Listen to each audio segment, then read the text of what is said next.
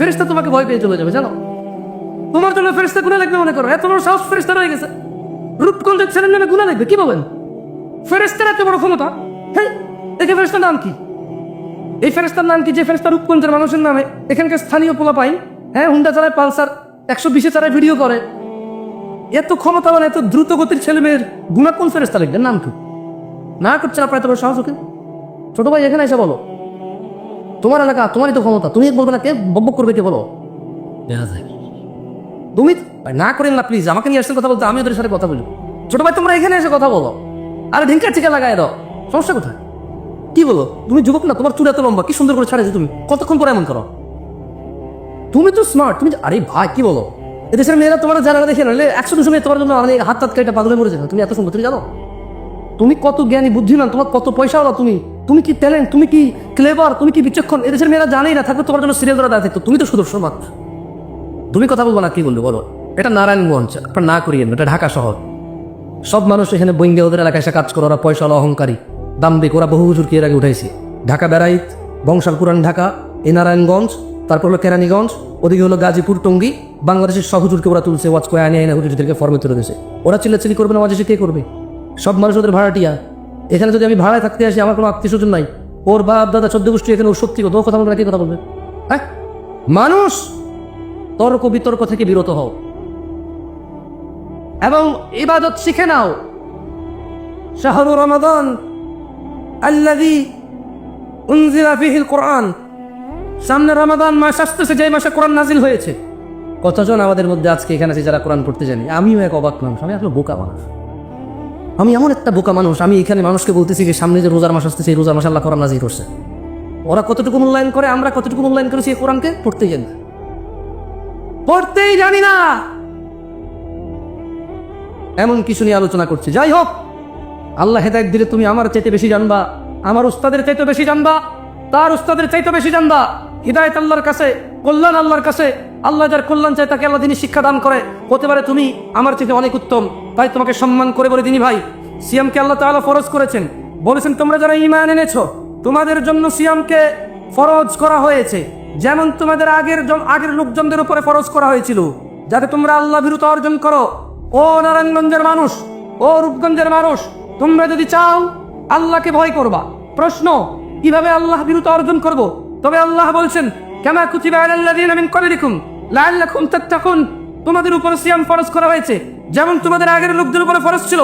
কেন সিয়ামকে আল্লাহ ফরজ করেছে? তুমি যদি রোজা পালন করো, তোমার ভিতরে আল্লাহ ভীরুতা, তোমার ভিতরে আল্লাহর তাকওয়া, আল্লাহর ভরসা, আল্লাহর ভয়, আল্লাহর ভালোবাসা বৃদ্ধি পাবে। তুমি সিয়াম ছাড়া আল্লাহ ভীরুতা এত সহজে কোনো কিছুতে পাবে না। তো আল্লাহ বলছে যে শাহরু রমাদান, রমাদান মাস আল্লাযী উনজিলা ফীহিল কুরআন, রমাদান মাস যে মাসে কোরআন নাজিল করা হয়েছে, হুদাল লিন্নাস, মানুষের হিদায়াতের জন্য, ওয়া বায়্যিনাতিন মিনাল হুদা ওয়াল ফুরকান, স্পষ্ট নিদর্শন ও সত্য মিথ্যার পার্থক্যকারী হিসেবে কোরআনকে নাজিল করা হয়েছে। ফামান শাহিদা মিনকুম, অতএব তোমাদের মধ্যে ধনী দরিদ্র যাই হও না কেন, নারী পুরুষ যাই হও না কেন, সুস্থ অসুস্থ ডিপেন্ড করে, অসুস্থতার সিচুয়েশন ডিপেন্ড করে, যার যার সক্ষমতা থাকবে। ফামান শাহিদা মিনকুমুশ শাহর ফালইয়াসুম শাহরু রমাদান আল্লাযী উনজিলা ফীহিল কুরআন, রমাদান মাস কোরআন নাজিলের মাস। তোমাদের মধ্যে যাদের সামর্থ্য থাকবে, যারা এই মাসে উপনীত হবার জীবিত থাকবা, তোমরা এই মাসে সিয়াম পালন করবে। তাহলে আল্লাহ বলছে রমাদান মাসে কি করছে? কোরআন নাজিল করছে। আর ওইদিকে আল্লাহ বলছে ইন্না আনজালনাহু ফী লাইলাতিল কদর, ভাগ্য রজনী আল্লাহ নাজিল করেছে। কখন? কদরের রাতে। কোন রাতে? কদরের রাতে আল্লাহ ভাগ্য রজনী 15 শাবান নাজিল করে নেয়। কেমন তর্কে বিতর্কে যায়েন না ভাই, আকার ইঙ্গিতে ব্যাখ্যা বিশ্লেষণ দিয়ে অমুক আল্লামা অমুক দিয়েন না, দরকার নাই। আল্লাহ নবী সাল্লাল্লাহু আলাইহি ওয়াসাল্লাম থেকে পান কিনা দেখেন, আপনি পাবেন। মানে এগুলা খুব অযৌক্তিকর কথা যে আপনি ইসলামে অনেক কিছু করবেন ভালো বলে, এরপরে বলবেন যেটা কি খারাপ কাজ, অথচ আপনি যে কাজ করতেছেন এই বিষয়ে ইসলামে অন্তত 30টা আদেশ আছে, 30 রকমের ইবাদত আছে, জিকির আছে। আপনি সবগুলো বাদ দিয়ে নিজে একটা নতুন ভালো বানাইন না। কেমন? যেগুলো আল্লাহ নবী দিয়ে গেছে ওগুলো করে করে শেষ করেন, দেখেন সময় পান কিনা। ওগুলো শেষ করার পরে যদি থাকে, আপনি কত বড় ইবাদতগার তারপরে দেখে নেব কি করতে পারেন। কেমন? সিয়ামকে আল্লাহ সুবহানাহু ওয়া তাআলা ফরজ করেছেন। তিনি বলেন ইয়া আইয়ুহাল্লাযীনা আমানু, হিন্দুকে বলছে, তিনি বলছেন হে ঈমানদাররা, যে মূর্তি পূজা করে সেই ঈমানদার, যে কোরআনকে অস্বীকার করে সেই ইমানদার, যে শুধু কোরআনকে মানে হাদিসকে মানে না সেই ইমানদার, যে মুহাম্মদ সাল্লাল্লাহু আলাইহি সাল্লামকে শেষ নবী মানে না সেই ইমানদার। তাহলে আমরা একমাত্র ইবাদতের যোগ্য কাকে মনে করি? আর শেষ নবীর নাম কি? সাল্লাল্লাহু আলাইহি ওয়াসাল্লাম। তাহলে আমাদেরকে বলতেছে আমরা ঈমান আনছি আল্লাহর প্রতি। দেখ ঠিক আছে, তাহলে আমাদেরকে ডাইকে বলতেছে, অন্য কাউকে বলতেছে না। কেমন? আমরা যারা ঈমান আনছি ঠিক আমাদেরকে বলতেছেন, ইয়া আইয়ুহাল্লাযীনা আমানু, তোমরা যারা ঈমান এনেছো, কুতিবা আলাইকুমুস সিয়াম, তোমাদের উপর সিয়ামকে ফরজ করা হলো। জি, ফজর জোহর আসর মাগরিব ইশা যেমন ফরজ, ফজর জোহর আসর মাগরিব ইশা যেমন ফরজ, যাকাত দেওয়া যেমন ফরজ সমর্থবানের জন্য, হজ করা যেমন। আপনাদের এখন এদিকে তো সবার উপরে মনে জাকাত টাকা ফরজ হয়ে গেছে, কারণ 1 বিঘা জমি 3 লাখ টাকা বেচতে পারতেন না, ভাত খেতে ভাত পাইতেন না। না, আমি বলতেছি আমি মহারাজ, একটা উদাহরণ দিচ্ছি। এখন জমির শতক চলে 10 লাখ, 3 শতক বেচে 30 লাখ, স্বর্ণের ভরি 1 লাখ, 30 ভরি স্বর্ণ পাওয়া যায় ওদিকে। যে টাকা ব্যাংকে রেখে দিয়েছেন ওই টাকা দিয়ে 30 ভরি স্বর্ণ পাওয়া যায়। দেখছেন আল্লাহ রিজিক কিভাবে দেয়? আল্লাহু ইয়াবসুতুর রিজক লিমান ইয়াশা ওয়া ইয়াকদির। আল্লাহ মানুষের রিজিক সম্প্রসারিত করে অথবা সংকুচিত কমায় দেয় যার খুশি। দেখছেন এই মানুষগুলো 1 বিঘা জমি বিক্রি করে চোখ অপারেশন করতে পারতো না, সেই মানুষগুলো এখন 1 বিঘা জমি বিক্রি করে বনানীতে 10 তলা বিল্ডিং করছে। আল্লাহ এত সম্পদ দিচ্ছে, তারপরে ও 2 টাকা 5 টাকা তোলা ছাড়া মসজিদের টিমার বেতন দিতে পারে না। এই লোকটা যার মায়ের জ্বর হয়েছিল, পাতলা পায়খানা হয়েছে, 50 মণ ধান বিক্রি করে ডাক্তার দেখাইতে পারে না, 2 বিঘা জমি বিক্রি করে ভালো চিকিৎসা করাইতে পারে নাই। শেষমেশ বাপ মরে যাওয়ার আগে 3 বিঘা 4 বিঘা জমি রেখে গেছিল। 1 শতক এখন রাস্তার পাশে 20 লাখ টাকা চলে। 33 শতকের দাম আসে 4 কোটি টাকা, 5 কোটি টাকা। ও কামলা খেত, ওর পাপে দিন মজুর ছিল, একটু জমি রেখে গেছে, ওই জমির দাম এখন 5 কোটি টাকা। তারপরে ও নিজেকে একদম হাকির মনে করে, ছোট তুচ্ছ মনে করে, দান করতেও ভয় পায়। ও রিজিক নিয়ে ভয় আছে এখনো। কি খাবে, কি করবো, আমার তোলায় কি করবে, হ্যাঁ আমি কি করবো, কিচ্ছু নাই রে আমার। মসজিদে দিয়ে দিলে কি হবে, মাদ্রাসা দিয়ে দিলে কি হবে, হুজুররা হুজুর ভাড়া করে নিয়ে আসে, হুজুররা হুজুর হায়ার করে নিয়ে আসে। তারপরে বলে মারহাবা মারহাবা। উত্তর পাড়ার আব্দুল জলিল নিয়ে 10,000 টাকা দিয়েছে মাবুদ। তার বাপে জুয়ারি ছিল, দেনাবাদী ছিল, যত কিছুই ছিল, 10,000 টাকার বিনিময়ে তুমি তারে জান্নাত দিয়া দাও। বেনামাজিও মরে গেলে, বেইমানও মরে গেলে 10,000 টাকার বিনিময়ে আল্লাহ জান্নাত দিয়ে দেবে, এরকম আল্লাহ বলছে। বেঈমান হয়ে মরে গেলে, মুশরিক হয়ে মরে গেলে, ঈমান ত্যাগ করে মরে গেলে, আল্লাহ দ্রোহিতা করে মরে গেলে, ওর ছেলে নাকি 10,000 টাকা দিলে ও নাকি জান্নাতে যাওয়ার দোয়া করা যাবে। ও বেঈমান হয়ে মরলে না। 5 বিঘা জমিতে কয় মণ ধান পেতেন? 10 বিঘা জমিতে কয় মণ ধান পেতেন? আর এই যে ছোট ভাই, তোমার বয়স 25 বছর, R15, হ্যাঁ, তারপরে যে কি কয় FZS কে যে বুম বুম বুম করো। তোমার দাদা ছিল ফকিরের মতো, ভাত খেতে ভাত পাইতো না, 5 বিঘা জমি ছিল, 10 মণ ধান হইতো না, 1 খন্ড হইতো জমি, 2 খন্ড পানিতে ডুবে থাকতো তোমাদের এলাকা। অথবা মরুভূমি ছিল, পানি ছিল না, উঁচু এলাকা। এরকমই বাংলাদেশ ছিল। 30-40 বছর আগের কথা বলছি, বেশি দিন আগের না। 1 খন্ড জমি পেত, ধানের পাশে যে ঘাসের বিচি, ওই ঘাসের গোটা তুলে এনে যাও রান্না করে খাইতো। অনেক পয়সা হয়ে গেছে না, তাফাল্লিং করে বেড়াও। শুধু 1 শতক জমি 15 লাখ টাকা হওয়ার কারণে তোমার যে মেম্বার এখন অনেক কিছু, তোমার যে চেয়ারম্যান এখন অনেক কিছু। ওর বাপ দাদার কিছু ছিল আমরা জানি না। ও কত বড় পয়সাওয়ালা, 10 তলা বিল্ডিং তোলে, মসজিদে 2 লাখ টাকা দান করে। ও কি ব্যবসা করে? ওর বাপে কোন চেরাগ রেখে গেছে আলাদিনের ওর জন্য? হ্যাঁ, ইত্তাকুল্লাহ ইয়া নাস, মানুষ আল্লাহকে ভয় করো। এই যেই বিঘা জমি 20,000 টাকা বিক্রি হতো না, সেই বিঘা জমি আল্লাহ এখন 4 কোটি টাকা সমমূল্য করে দিয়েছে। তবু তুমি 1 শতক জমি মসজিদ মাদ্রাসা দান করতে রাজি নও। অথচ তোমার এই 1 শতক জমির দাম 2,000 টাকা ছিল না, 2,000। এখন থেকে 20 বছর আগে তোমার এই 1 শতক জমির দাম 1 লাখ টাকা ছিল না। আজকে যে 1 শতক জমি 20 লাখ অনেক প্রিয় হয়ে গেছে। ওখান থেকে অর্ধেক দিয়ে দিল, তোমার বাপের যা ছিল তোমার এখন বেশি থাকবে। তবু তুমি একটা ওয়াজ মাহফিল করতে 10 টাকা 20 টাকা দিতে ভয় পাও। মনে হয় যেন হুজুরদের ঠেকা, এদেশে ইমাম মুয়াজ্জিনদের ঠেকা, এদেশে মাদ্রাসা মাদ্রাসা মসজিদ কমিটিদের ঠেকা। তোমার জন্য লোক ভাড়া করে নিয়ে এসে তোমার বাপের ইমাম ছাড়া মরে যাক, জান্নাতে ঢুকাই দেওয়ার পরে তুমি 200 টাকা দান করবে। মার হাবা করছিল তো, ঠিক কিনা? এভাবে সাক্ষী মাক্ষী নিয়ে তোমার 200 টাকা দিতে হবে। দিবা আল্লাহকে, তারিফ শুনতে যাও আমার মুখে, দূর দূরান্ত থেকে নিয়ে এসে। হ্যাঁ, এলাকার কেউ তো তোমার তারিফ করবে না, এই জন্য দূরে থেকে আমার নিয়ে এসে দান করে তারিফ শোনাও। মার হাবা এলাকার হচ্ছে না তো তোমার। মানুষ তর্ক বিতর্ক থেকে বিরত হও এবং ইবাদত শিখে নাও। শাহরু রমাদান আল্লাযী উনজিলা ফীহিল কুরআন, সামনে রমাদান মাস আসতেছে, যে মাসে কোরআন নাজিল হয়েছে। কতজন আমাদের মধ্যে আজকে এখানে আছে যারা কোরআন পড়তে জানি? আমিও এক অবাক মানুষ, আমি আসলে বোকা মানুষ, আমি এমন একটা বোকা মানুষ। আমি এখানে মানুষকে বলতেছি যে সামনে যে রোজার মাস আসতেছে, এই রোজার মাসে আল্লাহ কোরআন নাজিল করছে। ওরা কতটুকু মূল্যায়ন করে, আমরা কতটুকু মূল্যায়ন করেছি এই কোরআনকে? পড়তেই জানি না, পড়তেই জানি না। এমন কিছু নিয়ে আলোচনা করছি। যাই হোক, আল্লাহ হেদায়েত দিলে তুমি আমার চাইতে বেশি জানবা, আমার উস্তাদের চাইতে বেশি জানবা, তার উস্তাদের চাইতে বেশি জানবা। হিদায়াত আল্লাহর কাছে, কল্যাণ আল্লাহর কাছে। আল্লাহ যার কল্যাণ চায় তাকে আল্লাহ যিনি শিক্ষা দান করে, হতে পারে তুমি আমার চাইতে অনেক উত্তম, তাই তোমাকে সম্মান করে বলে দিনী ভাই, সিয়ামকে আল্লাহ তাআলা ফরজ করেছেন। বলেছেন তোমরা যারা ঈমান এনেছো তোমাদের জন্য সিয়ামকে ফরজ করা হয়েছে, যেমন তোমাদের আগের লোকজনদের উপরে ফরজ করা হয়েছিল, যাতে তোমরা আল্লাহ ভীরুতা অর্জন করো। ও নারায়ণগঞ্জের মানুষ, ও রূপগঞ্জের মানুষ, তোমরা যদি চাও আল্লাহকে ভয় করবা। প্রশ্ন, কিভাবে আল্লাহ ভীরুতা অর্জন করব? তবে আল্লাহ বলছেন কামা কুতিবা আলাল্লাযীনা মিন ক্বাবলিকুম লাআল্লাকুম তাত্তাকুন, তোমাদের উপরে সিয়াম ফরজ করা হয়েছে যেমন তোমাদের আগের লোকদের উপরে ফরজ ছিল। কেন সিয়ামকে আল্লাহ ফরজ করেছে? তুমি যদি রোজা পালন করো, তোমার ভিতরে আল্লাহ ভীরুতা, তোমার ভিতরে আল্লাহর তাকওয়া, আল্লাহর ভরসা, আল্লাহর ভয়, আল্লাহর ভালোবাসা বৃদ্ধি পাবে। তুমি সিয়াম ছাড়া আল্লাহ ভীরুতা এত সহজে কোনো কিছুতে পাবা না। ওয়া ইকামিস সালাহ, সালাত আদায় করে, ওয়া ইতাইজ যাকাত, এবং ধন সম্পদশীলরা যারা যাকাত দেয়, ওয়াল হজ, সমর্থবানদের মধ্যে যারা হজ করে, ও সাওমে রমাদান, এবং রোজার মাসে যারা সিয়াম পালন করে। রাওয়াহুল বুখারী, আল্লাহর নবী বলছেন বুনিয়াল ইসলাম আলা খামস, এই ইসলামটা 5টা খুঁটির উপরে টিকে আছে। যারা এই 5টা খুঁটিকে ধারণ করেছে তাদের মধ্যে ইসলাম আছে, তারা হচ্ছে মুসলমান। আর যে একটা ছেড়ে দিল, আর একটা ছেড়ে দিল, পড়ে গেল, সিয়াম ছেড়ে দিল, যাকাত ছেড়ে দিল, হজ ছেড়ে দিল, তৌফিক থাকা সত্ত্বেও সবচাইতে হতভাগা হচ্ছে তারা, সবচাইতে হতভাগা হচ্ছে তারা।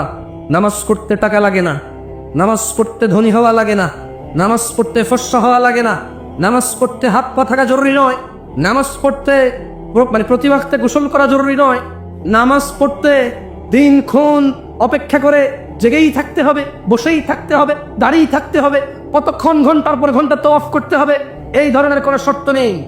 মহিলা পুরুষের আলাদা বিধান নেই, ধনী দরিদ্রের আলাদা বিধান নেই। অথবা তারা যারা সালাতকে ত্যাগ করেছে, আল্লাহর নবী বলছে ইসলামের স্তম্ভ 5টি, আল্লাহকে সাক্ষী দেওয়া, ওনার রাসূলকে সাক্ষী দেওয়া, এবং সালাত প্রতিষ্ঠিত করা, সমর্থবান যাকাত দেওয়া, সমর্থবান হজ করা। 11 মাস শেষে 1 মাস রোজার মাস যারা পেল তারা রোজা রাখবে, যারা তারাই হচ্ছে মুসলমান। এটা হচ্ছে ইসলামের স্তম্ভ। কয়েকটি কাজ একনিষ্ঠভাবে করলেই আমরা জান্নাতে প্রবেশ করতে পারি, যার অন্যতম হলো সিয়াম। জান্নাতে প্রবেশ করতে চান কারা? তবে অনেকগুলো সহজ পদ্ধতি রয়েছে, একটা আমি আজকে উল্লেখ করব এখানে।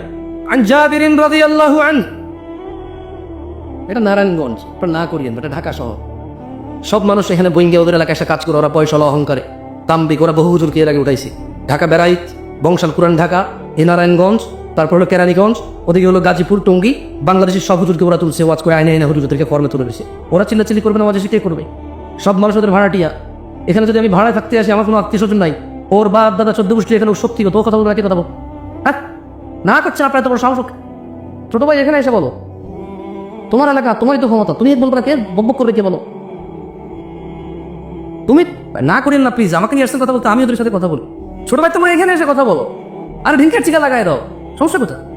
কি বলো? তুমি যুবক না, তোমার চুল এত লম্বা, কি সুন্দর করে ছাড়াইছি, তুমি কতক্ষণ পরে এমন করো? তুমি তো স্মার্ট, তুমি আরে ভাই কি বলো? এদেশের মেয়েরা তোমার যারা দেখে নাহলে 100-200 মেয়ে তোমার জন্য হাত টাত কাইটা পাগলে মরে যেত। তুমি এত সুন্দর, তুমি জানো তুমি কত জ্ঞানী বুদ্ধিমান, তোমার কত পয়সাওয়ালা, তুমি কি ট্যালেন্ট, তুমি কি ক্লেভার, তুমি কি বিচক্ষণ, এদেশের মেয়েরা জানেই না, থাকলে তোমার জন্য সিরিয়াল ধরা দেখতো। তুমি তো শুধু সবা, তুমি কথা বলবো না, কি বলবো বলো? হ্যাঁ, ফেরেশতা তোমাকে ভয় পেয়ে চলে যাবে, জানো? তোমার জন্য ফেরেশতা গুনাহ লিখবে মনে করো, এত বড় সাহস ফেরেশতা রয়ে গেছে, রূপগঞ্জের ছেলের নামে গুনাহ লিখবে, কি বলেন? ফেরেশতার এত বড় ক্ষমতা? হ্যাঁ, একে ফেরেশতার নাম কি? এই ফেরেশতার নাম কি যে ফেরেশতা রূপগঞ্জের মানুষের নামে এখানকার স্থানীয় পোলা পাই, হ্যাঁ, হুন্ডা চালায়, পালসার 120-এ চালায়, ভিডিও করে। এত ক্ষমতা, মানে এত দ্রুত গতির ছেলে মেয়ের গুনাহ কোন ফেরেশতা লিখবে? নাম কি? পাগল নাকি আপনারা? খবর ওদের সাথে কিছু বলেন না, পাপ হবে আপনার। যারা ওদেরকে চুপ করতে বলতেছে, আপনার সবাই পাপ হবে। কেন বলতেছে ওদের চুপ করতে? হ্যাঁ, ওরা এখানে বক্তা নিয়ে আসছে টাকা দিয়ে, বক্তা কথা বলবে, ওর কথা বলবে, না করবে এদের বক্তা। কারা কারা জান্নাতে প্রবেশ করতেছে? আল্লাহ তাআলা তৌফিক দান করুন। হাজারো পথ আছে জান্নাতে প্রবেশ করা। বনি ইসরায়েলের এক মহিলা কুকুরকে পানি পান করি জান্নাতে যা। বনি ইসরায়েলের 1,99,000 লোককে হত্যা করার পর আরো একটা 100টা পূরণ করার পর জান্নাতে গেছে। জান্নাতে যাওয়ার বহু পথ আছে, জান্নাতে যাওয়ার বহু পথ আছে। আজকে একটা নিয়ে না হয় কথা বললাম। আন জাবির রাদিয়াল্লাহু আনহু, জাবির রাদিয়াল্লাহু আনহু থেকে বর্ণিত, তিনি বলেন, আপনারা মনোযোগ দিয়ে শুনুন, আমি আপনাদেরকে প্রশ্ন করবো, জবাব দিন, কেমন? মনোযোগ দিয়ে শুনিয়েন। আন্না রাজুলান সাআলা রাসূলুল্লাহি সাল্লাল্লাহু আলাইহি ওয়াসাল্লাম ফাকাল, একজন ব্যক্তি আল্লাহর রাসূল সাল্লাল্লাহু আলাইহি সাল্লামকে আল্লাহর কাছে এসে জিজ্ঞেস করলো এবং বলল, একজন লোক আল্লাহ নবীর কাছে এসে বলল, আরাআইতা ইযা সাল্লাইতুস সালাওয়াতিল মাকতুবাত ওয়া সুমতু রমাদান ওয়া আহলালতুল হালাল ওয়া হাররামতুল হারাম ওয়া লাম আযিদ আলা যালিকা শাইআ আদখুলুল জান্নাহ ইয়া রাসূলুল্লাহ। কারা কারা জান্নাতে যেতে চান? আল্লাহ আল্লাহ আল্লাহ। জাবির রাদিয়াল্লাহু আনহু, সুবহানাল্লাহ। এই কাফের মুশরিক হয়ে যায় মানুষ নামাজ না পড়লে, এটাও জাবির রাদিয়াল্লাহু আনহু থেকে বর্ণিত হাদিস। ওনার হাদিসগুলো আমার এত ভালো লাগে, ওনার বর্ণিত হাদিসগুলো, সুবহানাল্লাহ। একেবারে এখন আমাদের জন্য এগুলো, মানে এখন একদম ফলো যে বলে ট্রেন্ডে চলে, কিসে চলে? ট্রেন্ডিং এ আসলে সুবহানাল্লাহ। দেখেন উনি কি বলতেছে যে একজন লোক এসে বলল, ইয়া রাসূলুল্লাহ, আমি যদি দিনে শুধু 5 ওয়াক্ত ফরজ সালাত, সুন্নত নফল পড়বে, এটা সে বলে নাই। বুঝতে পারছি না, আমি না করছি কে সুন্নত করতে, নফল করতে না করছি না আমি। এখন এই যে ইউটিউবার এখানে লিখবে, তো ইউটিউবার আছে, ও বলবে দেখুন জামশেদ মজুমদার বলছে সুন্নত পড়া লাগবে না, ও টাইটেল দিবে। আমি বলছি এরকম, আমি বলছি এক লোক আল্লাহ নবীকে এসে বলল, ইয়া রাসূলুল্লাহ, আমি দিনে শুধু ফরজ নামাজ পড়বো। তো ফরজ নামাজ কয় রাকাত? ফরজ নামাজ কয় রাকাত? কেউ যদি বলে আমি শুধু ফরজ পড়বো, সে কি নফল পড়বে বলছে? সুন্নত পড়বে বলছে? তাহাজ্জুদ পড়বে বলছে? ঈদের নামাজের কথা তো সে বলে নাই। কোন নামাজের কথা? ঈদের নামাজের কথা সে বলে নাই, ঈদ তো ফরজ। সে বলল, আমি যদি আল্লাহর নবী দিনে শুধু ফরজ নামাজ করি, আর আল্লাহর নবী এই শাওয়াল মাসের রোজা, সোমবার বৃহস্পতিবার রোজা, কোনো রোজা আমি রাখবো না আল্লাহ নবীর। আমি একবারে বছর শেষে যখন রমজান মাস আসবে, চন্দ্র দেখে রোজা রাখবো। যদি 29 দিনের মাস হয় 29 দিন না, উনি এভাবে বলে নাই। উনি মূলত বলছে কি, আল্লাহর নবী, আমি যদি শুধু ফরজ নামাজ করি আর রমাদানে সিয়াম পালন করি এবং হালালকে হালাল বলি, হারামকে হারাম হিসেবে মেনে চলি, ওলাম আজিদ আলা যালিকা শাইআ, আল্লাহর নবী, আমি যদি খালি রোজা রাখি রমজানে, আর যদি আমি 5 ওয়াক্ত নামাজ পড়ি ফরজগুলা, অন্যগুলা বাদে, আর আপনি যত কিছুকে হারাম বলছেন আমি এগুলো মাইনা চলবো, এগুলো আমি করব না। আপনি যত কিছুকে হালাল বলছেন এটাকে আমি হালাল হিসেবে নিব। এবং আল্লাহ নবী আপনাকে আমি বলে দিই, সারাদিনে আমি আর কোনো ইবাদত করবো না। কি করবে না? কি করবে না? এক ব্যক্তি বলতেছে, জামশেদ মজুমদার বলতেছে না, কাকে বলতেছে? আল্লাহ নবীকে বলতেছে। এই হাদিস পাইলাম কোত্থেকে? জাবের রাদিয়াল্লাহু আনহু থেকে বর্ণিত। এটা মুসলিমের হাদিস। কোন হাদিস? কিসের হাদিস? সহিহ মুসলিমের হাদিস। কিসের হাদিস? সহিহ মুসলিমের হাদিস। এখন ওই লোক বললো যে আল্লাহর নবী, এবং এর চেয়ে মানে নামাজ রোজা আর হারাম আর হালালের এর চেয়ে আমি যদি কিছুই বৃদ্ধি না করি, আমি যদি আর কোনো ইবাদতই না করি, আমি কি জান্নাতে প্রবেশ করবো হে আল্লাহর রাসূল? কল, আল্লাহ নবী বললো যে না, তুমি জান্নাতে যাবা যদি ন্যূনতম কি করেন, বলে খেয়ে ফেলছেন ভাই, পানি খাবেন, ওয়াজ খাই ফেলিয়েন না, পানি খান, ভাত খান, মাছ খান, ওয়াজ খাই ফেলিয়েন না ভাই, তাহলে আয়সা আসাটাই মানে বৃথা হবে এখানে। হ্যাঁ, ওই লোক কি বলছে, সে কি করবে? আর কোন মাসের রোজা রাখবে? হালালকে কি বলবে? হালালকে কি বলবে? হারামকে কি বলবে? কেউ যদি কাউকে স্মরণ করতে গিয়ে গান বাজনা বাজায় যদি দিবস পালন করে, এটাকে কি বলবে? সে কি বলবে? সেটাকে যদি কোনো বইতে লেখা থাকে ধর্ম মানুষই তৈরি করছে, সে কি বলবে এটাকে? যদি বিয়ারের মধ্যে মদ থাকে, সে কি বলবে এটাকে? এদেশের সবচেয়ে শ্রেষ্ঠ স্মার্ট মানুষ বিয়েতে গায়ে হলুদ করে, সে কি বলবে এটাকে? এই দেশের সবচেয়ে ভদ্র মানুষ তার শালীকে নিয়ে একসাথে সফর করে, সে কি বলবে এটাকে? এদেশের সবচেয়ে বুদ্ধিমান শিক্ষিত মানুষটা সিগারেট খায়, সে কি বলবে এটাকে? এদেশের সবচাইতে ক্ষমতাবান মানুষ, সবচাইতে ক্ষমতাবান মানুষ কোনো একটা আইন পাশ করলো যে মদের লাইসেন্স দিয়ে দিবে, সে কি বলবে এটাকে? তাহলে সে প্রত্যেকটা হারামকে কি বলবে? প্রত্যেকটা হারামকে কি বলবে? তাহলে শুধু নামাজ পড়বে, রমজানের রোজা রাখবে, আর যত কিছু আল্লাহ হারাম করছে সেটাকে কি বলবে? মেনে চলবে। আর হালালকে কি বলবে? হালালকে কি বলবে? মানে চাস্তো ভাইয়ের মেয়ে, আপন চাস্তো ভাইয়ের মেয়ে, মানে আপন ভাই না, চাস্তো ভাইয়ের মেয়ে দেখা দিবে না, প্রয়োজনে বিয়ের প্রস্তাব দিবে বা দিবে না, যদি পছন্দ হয় প্রস্তাব দিবে, এটাকে হালাল মনে করবে। বুঝাতে পারি নে, বুঝাতে পারি নে বলো, এই ভাগ্নি বিয়ে করে ফেলুন নাকি?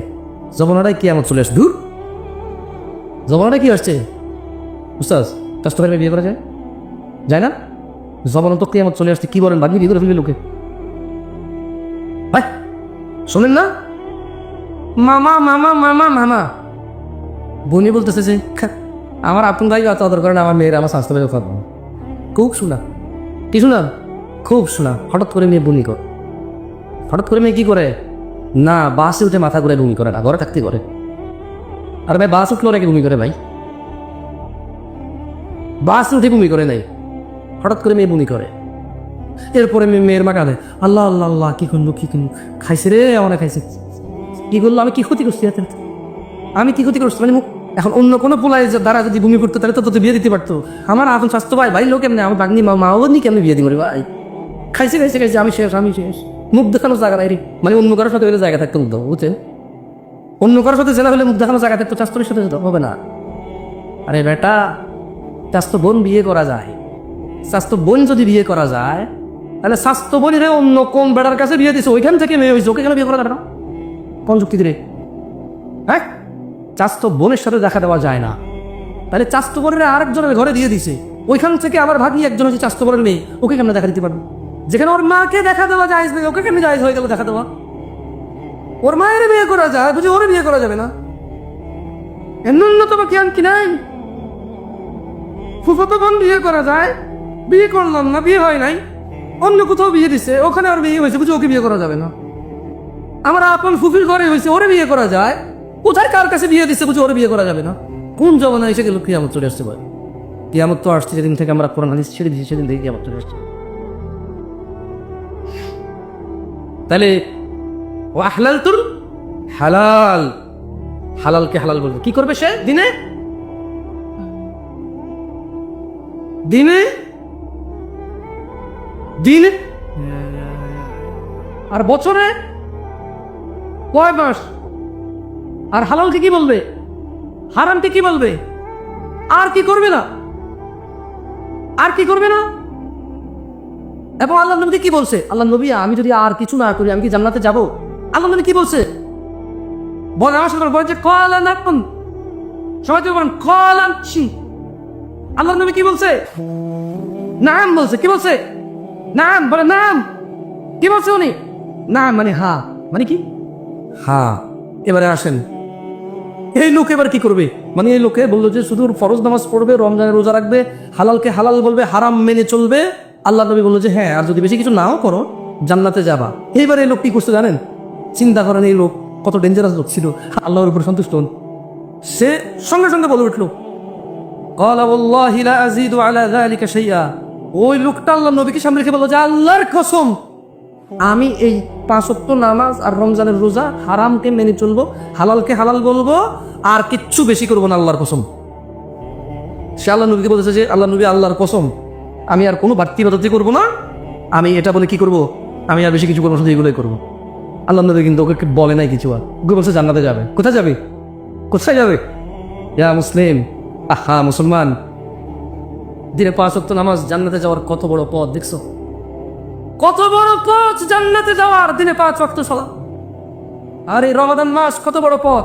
হারামকে মেনে চলবে, দাড়ি কাটা নেকি না হারাম, টাকুর নিচে পেট ভরা নেকি না হারাম, সিগারেট তামাক জর্দা খাওয়া নেকি না হারাম, গালাগালি করা, মারামারি করা, অহংকার করা, মজলিসের পরিবেশ নষ্ট করা, মিশা কথা কওয়া, বাপ মায়ের সাথে বেয়াদবি করা, স্ত্রীকে অন্যায়ভাবে আঘাত করা, যৌতুক নেওয়া, স্ত্রীকে তুচ্ছ তাচ্ছিল্য করা, সন্তানদের প্রতি অযত্ন হওয়া, পিতামাতার প্রতি অবাধ্য হওয়া। ওই লোকটা বলছে যে সে এগুলো করবে, সে কখনোই তার পিতামাতার অবাধ্য হবে না, যেহেতু এটা হারাম। সে কখনোই দাড়ি কাটবে না, যেহেতু এটা হারাম। এটা এখানে বলে নাই, যেহেতু সে বলছে হারাম মেনে চলবে। কি মেনে চলবে? কি মেনে চলবে? সে সুদ খাবে না, ঘুষ খাবে না, মিথ্যা কথা বলবে না, দাড়ি কাটবে না, টাকার উপরে টাকা নিচে প্যান্ট করবে না, সে মারামারি করবে না, গালাগালি করবে না, বাপ মায়ের উপর অভদ্র হবে না, কোনো মানুষের উপর জুলুম করবে না, সে গান বাজনা শুনবে না, সে জানা করবে না, সে নেশা করবে না। যেহেতু এগুলো কি, এগুলো কি, এই সব এই দেখেন একটা জিনিস, গুনাহ করতে কষ্ট করা লাগে, জানেন? কিছু না করলেই গুনাহ হয় না। ধরেন আপনি মদ খাবেন না, এটাই আপনার বিপদ। এটা কি? খাবেন না ভাই, নামাজ পড়তে যেরকম বলছে ওটা বলছে যে খাইও না, তার মানে আপনার কষ্ট করে খাবেন না, এতে কি কষ্ট? তো তাইলে আমরা তো খাচ্ছি।